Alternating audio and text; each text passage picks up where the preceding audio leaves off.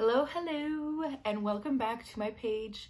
So today I wanted to do a little Q&A, like a get to know me kind of moment. Since I've been talking so much about hypothalamic amenorrhea, this elastic is I don't like. So I wanted to talk about something else than just hypothalamic amenorrhea. So first off, thank you so much for actually asking questions, because that would have been really awkward if I didn't get any. And then I would have just never made this video, probably. So first question was, which was sneaky, is what are your favorite wines? Or also someone asked me my top 5 wines. That was a very smart thing to ask, because that was my other choice for the video of the week. I'm gonna come to you with 3 wines that I've currently been really loving. So we're gonna start with a white. The white is from Pascal Jolivet, and it's 100% Sauvignon Blanc. It's from France, donc de la région de la Loire. And it's around $17-18. It's amazing. It's a little bit fresh. It's a little bit lime, nice minerality to it. It has a nice bite. It's kind of like appley. It's great. It goes really well by itself or with food. Then I have a light red wine that's called Haute Côte de Fruits. This one is from Fabien Jouve, and it is from the region of Cahors in France as well. It retails for about $20.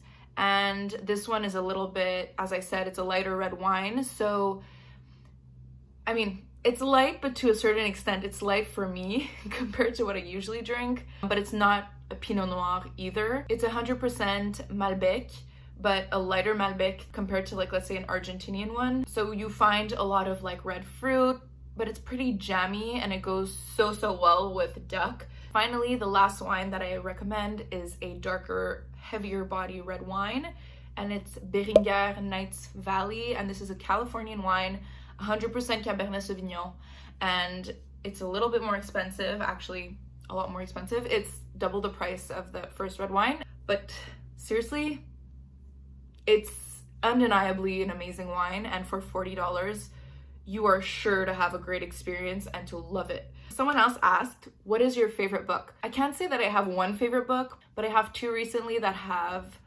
brought me a lot of value in my life, if I could put it that way. The first one is called Inner Bonding by Margaret Paul, and this is just an incredible book on inner conciliation and to get to know yourself more, to summarize it in a very simplistic way. Otherwise, another book that I enjoyed a lot has been When Things Fall Apart by Pema Chodron, and this is actually a book on when things fall apart, so when things are kind of going really badly, or when things just kind of aren't going your way, or you feel like when it rains it's pouring. It's a really nice book that gives a little bit of insight on how to look at difficult situations in a different light. So if you're going through something difficult right now, maybe it's something that you could read that could help you have a new perspective on it. So someone has asked me, what has been the best thing about sharing your story on Instagram? So there's 3 things that I wanted to mention. The first one is that for me, just speaking about it to a camera kind of feels like I'm talking to myself. So I feel like talking to you helps me better understand what I'm living in the context of HA. I use this platform kind of as a journal to myself, and it's honestly just a very therapeutic thing to do, to be able to talk and say how I feel out loud. And also because there's people that are listening that have been living similar situations as me, so I feel like I'm in a community by putting out something that makes me vulnerable. So I found that really cool. Also, another point is that it makes me very accountable, because since I have been so open about my journey online, I don't have a choice but to go through with it.